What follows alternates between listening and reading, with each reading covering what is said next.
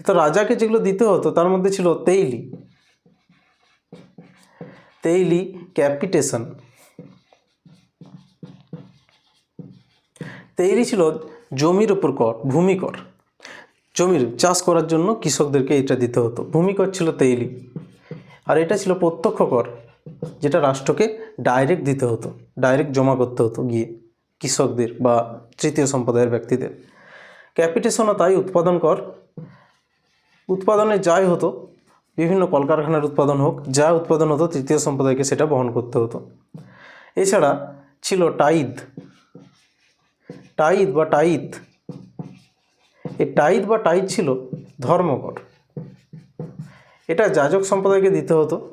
যাজক সম্প্রদায় তো রাষ্ট্রকে সেভাবে কর দিতই না, উপরন্তু তারা একটা নিজেরা কর পেত জনগণের কাছ থেকে, ফ্রান্সের তৃতীয় সম্প্রদায়ের কাছ থেকে। তো এই ছিল ধর্মকর, টাইদ। এগুলো ছাড়া পরোক্ষ কর আমরা কিছু দেখতে পাই, যেমন মাদকজাত দ্রব্যের উপর এই দোষ বলে একটা কর নেওয়া হতো। বিভিন্ন মাদকজাত দ্রব্যের উপর এই করটা ছিল, মাদক দ্রব্যের ওপর। আচ্ছা, মাদক দ্রব্য ছাড়াও আমরা পেঁয়াজ বলে একটা কর সেতুঘাটের জন্য দিতে হতো, সেতুঘাট ব্যবহারের জন্য পেঁয়াজ বলে একটা কর দিতে হতো, পেঁয়াজ বলে একটা কর সেতুঘাট ব্যবহারের জন্য দিতে হতো। এছাড়া ফ্রান্সের কৃষক সম্প্রদায়কে, বিশেষ করে তৃতীয় সম্প্রদায়ের কৃষক শ্রেণীকে বেগার শ্রম দিতে হতো। রাষ্ট্রের বিভিন্ন যে রাস্তাঘাট নির্মাণ, নর্দমা নির্মাণ, বিভিন্ন কাজে তাদেরকে বেগার শ্রম অর্থাৎ বিনা পারিশ্রমিকে শ্রম প্রদান করতে হতো।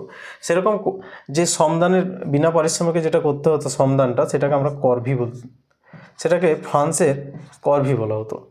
এইসব বিভিন্ন বৈষম্যমূলক করগুলো যখন চলছিল 1789 খ্রিস্টাব্দের আগে, অর্থাৎ অষ্টাদশ শতকের শেষ দিকে, এই কর ব্যবস্থায় মানুষ নাজেহাল হয়ে গেছিল, তৃতীয় সম্প্রদায়ের মানুষ। ফলে তারা বিদ্রোহ ঘোষণা করে। এই সময় তাদের মধ্যে খাদ্যাভাব দেখা দিয়েছিল, ফলে ফ্রান্সের রুটির দাঙ্গা ছড়িয়ে পড়ে। এই সময়কালটাকে ফরাসি যে বিভিন্ন দার্শনিক আছে তারা মানুষকে জাগরণের জন্য তাদের বিভিন্ন লেখালেখি প্রকাশ করতে থাকে, রুসো, ভলতেয়ার, মন্তেস্কু।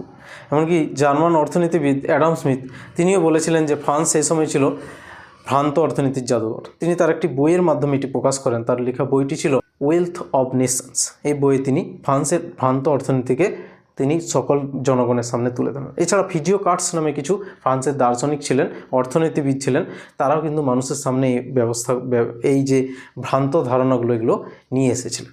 এই ফলে মানুষের মধ্যে একটা বিক্ষোভ জমা হয়েছিল, আস্তে আস্তে সেটা বিদ্রোহের দিকে, বিপ্লবের দিকে এগিয়ে গিয়েছিল। এই যে ফরাসি বিপ্লবের বিভিন্ন করগুলো ছিল, এই করগুলো তো ছিলই, সেই সঙ্গে রাজাদের যে বিলাসবহুল জীবনযাপন সেটাও মানুষের চোখে পড়েছিল।